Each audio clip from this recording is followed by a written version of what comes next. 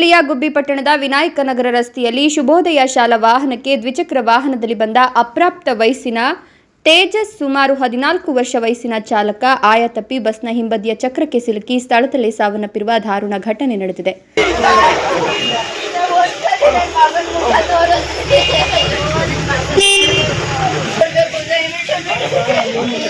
ಅಪ್ರಾಪ್ತ ಮಕ್ಕಳ ಕೈಗೆ ಪೋಷಕರು ವಾಹನಗಳನ್ನು ನೀಡುತ್ತಿರುವುದು ಕಾನೂನು ಬಾಹಿರವಾಗಿದೆ.